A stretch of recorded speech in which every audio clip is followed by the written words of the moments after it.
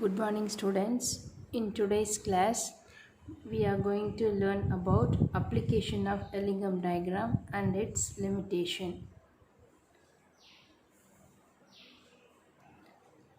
With the use of Ellingham diagram, we can select the suitable reducing agent with appropriate temperature range. Let's see one by one. This is a Ellingham diagram. In this graph, the straight lines are indicates the formation of metal oxides. Basically, you have to know one point. If we compare the two metal oxide formation lines, which line lies below, that is a reducing agent for above line. For example, now I am going to compare these two lines, formation of MgO and formation of CaO. In this, which line lies below? Formation of calcium oxide lies below. So, calcium can reduce magnesium, but magnesium can't reduce calcium because this formation of magnesium line lies above the calcium line. Who lies below, they only can reduce the above line. In this two formation of metal oxide lines, which lies below, that metal is more stable comparing above metal. These are the main tips you have to know. First point, Ellingham diagram for the formation of Ag2O and HgO at upper part of the diagram. These two formation of Ag2O and HgO present at the upper part of the diagram, and their decomposition temperatures are 600 and 700 Kelvin respectively. It indicates that these oxides are unstable at moderate temperature and they will decompose on heating even in the absence of reducing agent. These two metals are lie upper part of the diagram. They are present at upper part of the diagram. This indicates that those who are present upper part, they are decomposed easily. They no need any reducing agent to reduce as metal.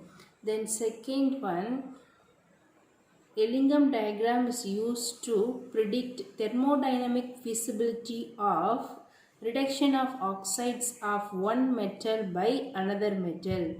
Any metal can reduce the oxides of other metals that are located above it in the diagram. For example, we are going to compare the formation of aluminum oxide and chromium oxide.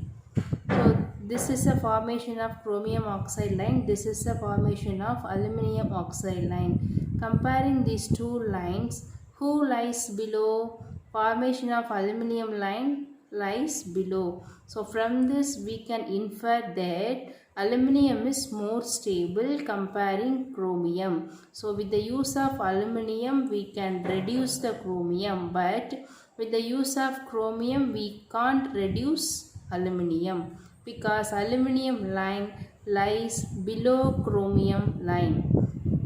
In the same way,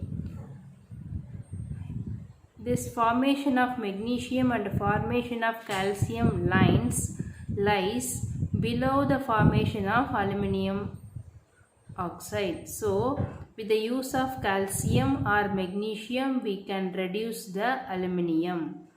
Next one, we are going to compare the formation of iron oxide to the formation of CO2 from CO. This line is the formation of CO2 from CO. This line is formation of FeO. These two lines are intersect around 1000 degree Kelvin. These two lines are intersect around 1000 degree Kelvin. Below this 1000 degree, what will happen? Below this 1000 degree, this carbon monoxide line lies below the formation of Fe. So below the 1000 degree Kelvin, carbon monoxide can reduce iron, but above the 1000 Kelvin, what happen? This carbon monoxide line come upward, this iron line going down. So above the 1000 degree Celsius, 1000 degree Kelvin, formation of FeO lies below the formation of CO2 from CO. So above the 1000 Kelvin, we can't reduce the iron oxide with the use of CO. Below the 1000 Kelvin only we can reduce the iron oxide with the help of CO, because CO line lies below the Fe. Limitations line. of Ellingham This is the diagram. application Ellingham of diagram is constructed Ellingham based diagram. only on thermodynamic consideration. It gives information about the thermodynamic feasibility of a reaction.